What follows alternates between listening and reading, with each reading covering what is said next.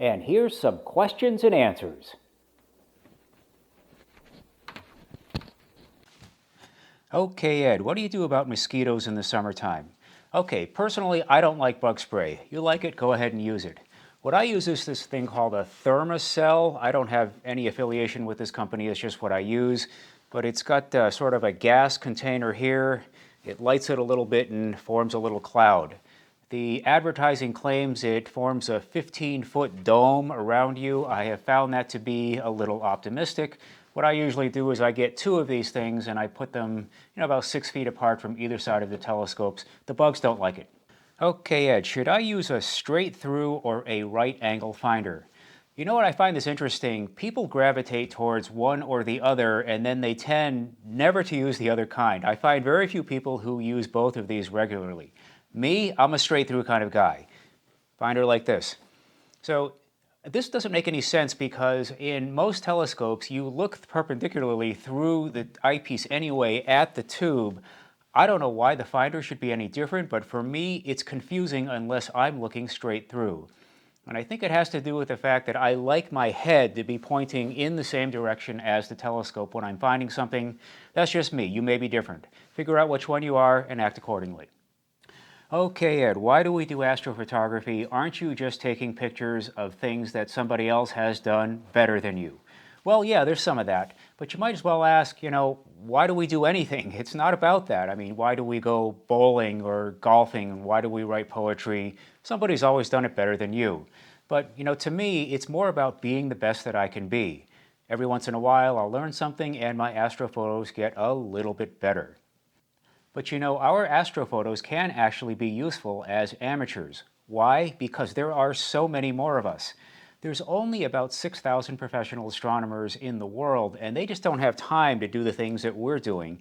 And so we wind up finding things just because there are so many more of us. As an example, in 2008, Dave Jurasevich was out in California with his 160 millimeter refractor, and he found this, the Soap Bubble Nebula.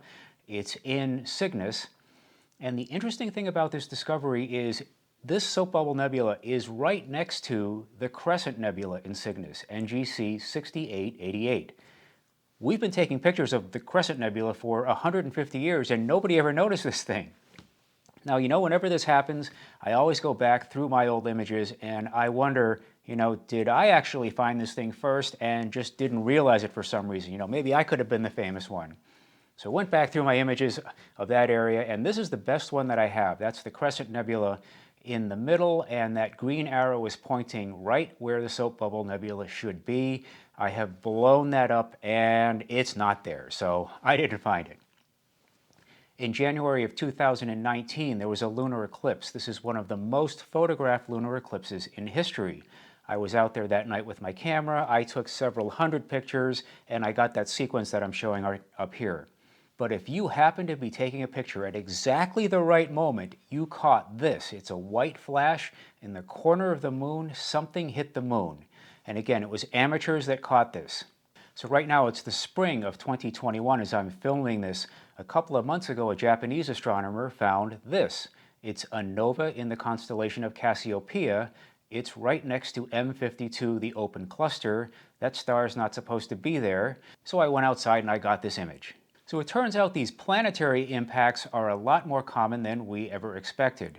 Ethan Chappell caught this one on the moon not too long ago, and there are countless other examples. So yes, you're taking pictures of things, and because there are so many more of us, we're making discoveries.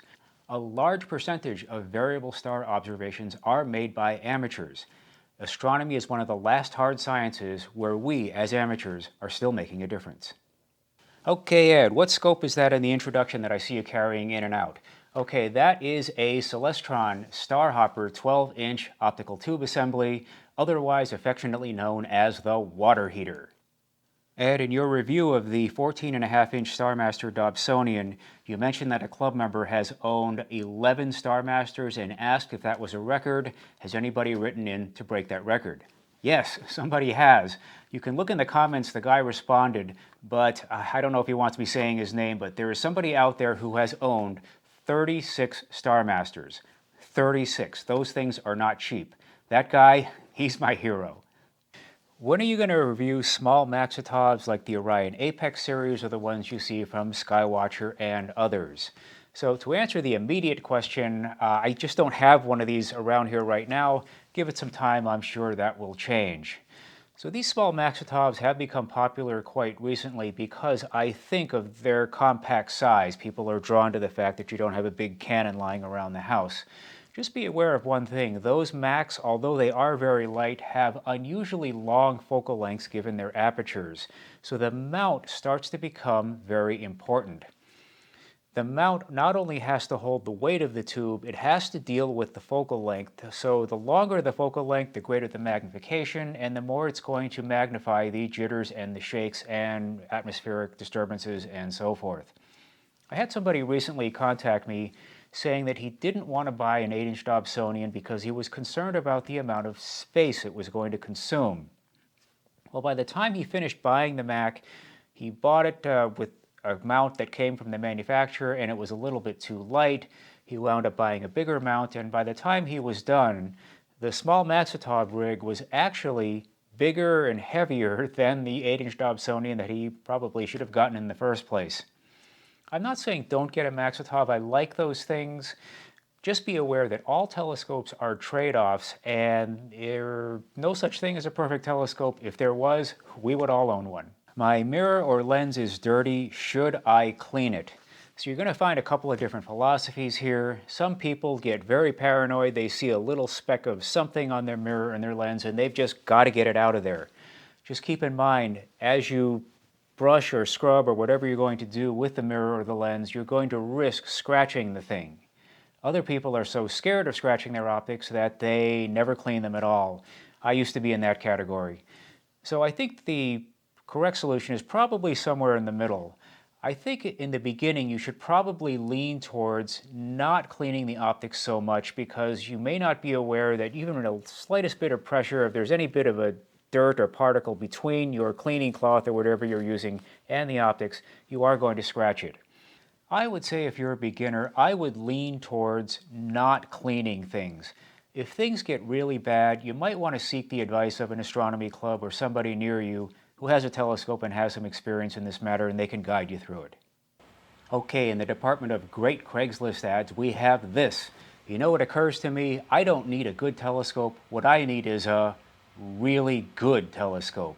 And if you look in the description, he says it's not your average telescope. The irony, of course, is this brand is one that we are constantly warning people to stay away from.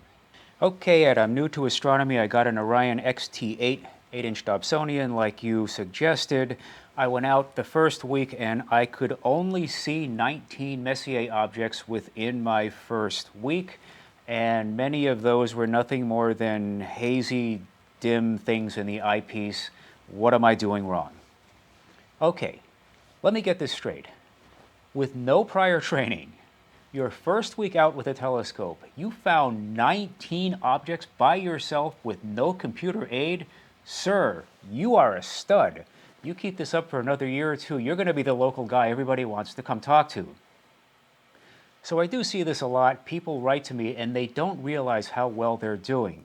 This is very impressive. There's no way I could have found that many objects my first week out with a telescope. As for this idea of things not being all that exciting in the eyepiece, you know, I used to not have to address this up until about a generation ago, but you know, in this era of 4K TV and video games, I think that there's an expectation of what's being seen in the eyepiece that is different from reality. The truth is, aside from the Moon and Jupiter and Saturn, things in the telescope aren't conventionally exciting or interesting. It's more the idea of what you're seeing. I mean, if you see a little wispy thing in the eyepiece and it's a galaxy, I mean, think about that. That's a galaxy. It's a huge thing. The light has traveled billions of years just to get to you, and if nothing more, you have given its journey meaning by looking at it. So yes, it's more the idea of what you're seeing and sitting in quiet contemplation of our place within the cosmos. And you know what? That's what it's really all about. Thanks for watching. I'll see you next time.